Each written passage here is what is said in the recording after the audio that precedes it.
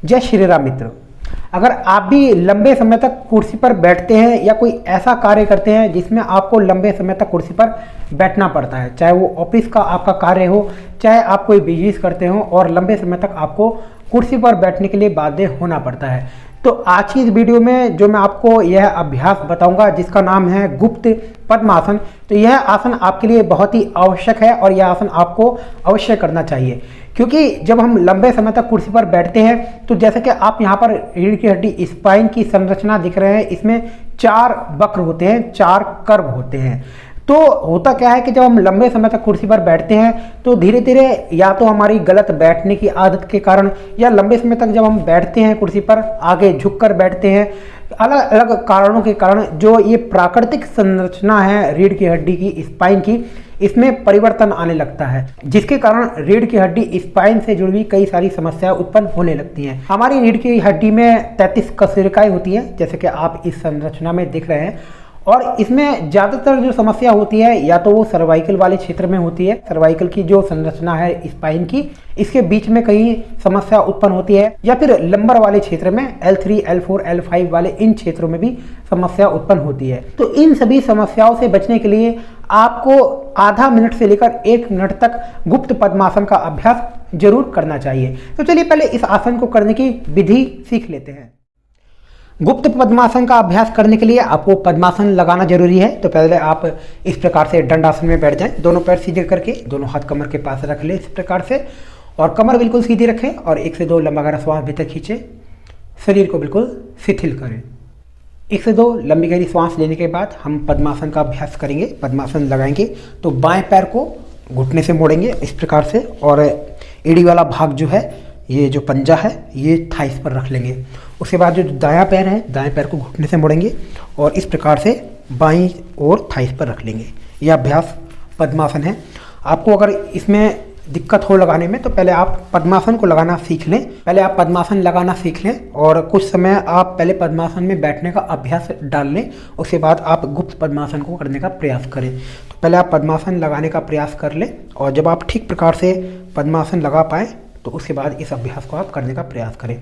अगर आप पद्मासन नहीं लगा पा रहे हैं तो एक पद्मासन, अर्ध पद्मासन का अभ्यास भी आप कर सकते हैं। अर्ध पद्मासन में क्या करना होता है कि बस हम अपना बायां पैर दाएं घुटने, दाईं थाइस के ऊपर इस प्रकार से रख लेंगे और जो दायां पैर है वो ऊपर ना रख के नीचे की ओर रख लेंगे। इस प्रकार से भी आप इस अभ्यास को कर सकते हैं, पर सबसे उपयुक्त रहेगा कि आप पूर्ण पद्मासन को इस प्रकार से लगाने का प्रयास करें। धीरे धीरे जब आप प्रयास करेंगे तो यह आपका पद्मासन लगना शुरू हो जाएगा। उसके बाद क्या करना है कि आपको हाथों का सहारा लेते हुए इस प्रकार से घुटनों पर खड़े हो जाना है।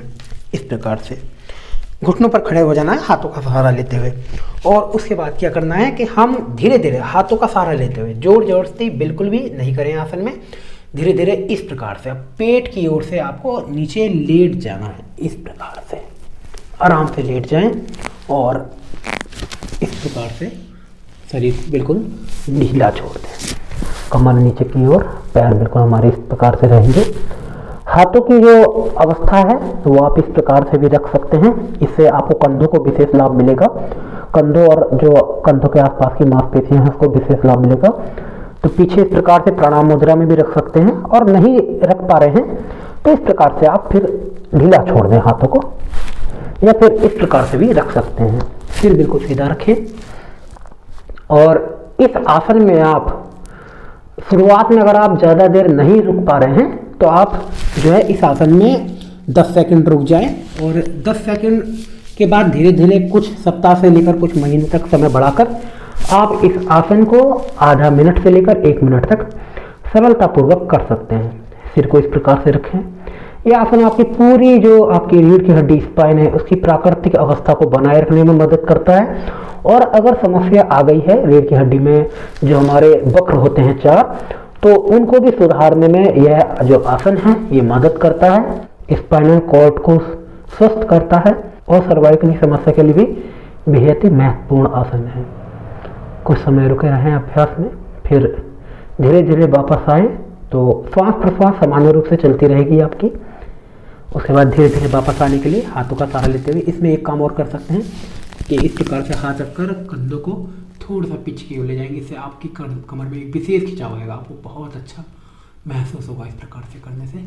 आप इस आसन को करके देखें और निश्चित रूप से आप इस आसन को करने के बाद अपनी रीढ़ की हड्डी में बड़ा ही रिलैक्स महसूस करेंगे। उसके बाद धीरे धीरे वापस आ जाएंगे, हाथों का सहारा लेते हुए धीरे धीरे घुटनों पर वापस पुनः खड़े हो जाएंगे और इस प्रकार से हम पुनः पद्मासन में आ जाएंगे और बैठकर धीरे धीरे अपने पैरों को खोल लेंगे सामने की ओर और इस प्रकार से दोनों पैर सामने की ओर दंडासन में आ जाएं और कुछ समय इस अवस्था में बैठें और अपनी पूरी स्पाइन रीढ़ की हड्डी पर खिंचाव महसूस करें।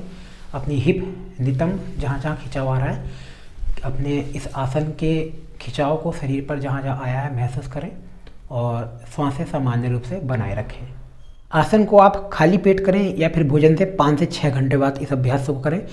सुबह या शाम के समय भी आप इस अभ्यास को कर सकते हैं, बस भोजन के 5 से 6 घंटे बाद करें या फिर खाली पेट फ्रेश होकर शौच आदि से निवृत्त होकर ही इस अभ्यास को करें। तो इस प्रकार से हम गुप्त पद्मासन को बड़ी ही सरलता से कर सकते हैं और यह आसन आपकी रीढ़ की हड्डी की स्पाइन की प्राकृतिक संरचना को बनाए रखने में मदद करता है। साथ ही अगर आपकी रीढ़ की हड्डी में कोई विकृति आ रही है या आपको ऐसा लगता है कि आपकी रीढ़ की हड्डी में थोड़ा सा आगे की ओर झुकाव आ गया है, तो आप इस आसन को करें और निश्चित रूप से कुछ ही समय में आपकी जो स्पाइन है वो नेचुरल शेप में आ जाएगी, अपनी प्राकृतिक अवस्था में आ जाएगी। साथ ही इसके हमें और लाभ भी मिलते हैं। इसके और क्या क्या लाभ हैं आइए देखते हैं। इसका एक प्रभाव हमारे प्रजनन तंत्र पर पड़ता है और प्रजनन तंत्र जो है वो मजबूत होता है। साथ ही पेट की मांसपेशियों पर भी, इंटरनल जो कोशिकाएं हैं, मांसपेशियां हैं, उन पर भी इस आसन का खिंचाव आता है और आंतों को भी यह आसन स्वस्थ करता है। साथ ही गर्दन से जुड़ी हुई समस्याओं को भी दूर करता है, जैसे सर्वाइकल आदि की समस्या, उनके लिए भी यह आसन विशेष लाभदायक है। और साथ ही यह आसन जो हमारा नितंब वाला क्षेत्र है, हिप वाला क्षेत्र है, उसको भी खोलता है। वहाँ पर भी ब्लड का सर्कुलेशन बेहतर होता है और वहाँ के जो अंग हैं जिनमें बहुत ज़्यादा खिंचाव तनाव रहता है उनको भी रिलैक्स करता है। तो इस प्रकार से गुप्त पद्मासन का अभ्यास बड़ा ही विशेष है जो ज़्यादा लंबे समय तक कुर्सी पर बैठते हैं। तो चलिए अब जान लेते हैं किन लोगों को इसका अभ्यास नहीं करना चाहिए। जिनको कमर दर्द से जुड़ी हुई कोई गंभीर समस्या हो, जैसे साइटिका या स्लिप डिस्क की समस्या, तो वो इस आसन को करने से बचें। अगर आप भी लंबे समय तक कुर्सी पर बैठकर कोई कार्य करते हैं तो आप इस आसन को करें और निश्चित रूप से आपको इस आसन को करने के बाद आपकी रीढ़ की हड्डी स्पाइन में बहुत ही अच्छा महसूस होगा, बहुत ही आपको रिलैक्स मिलेगा। चैनल को लाइक शेयर सब्सक्राइब करते रहिए। मैं मिलता हूं आपको फिर से एक नई वीडियो में किसी एक नए यौगिक अभ्यास के साथ। जय श्री राम।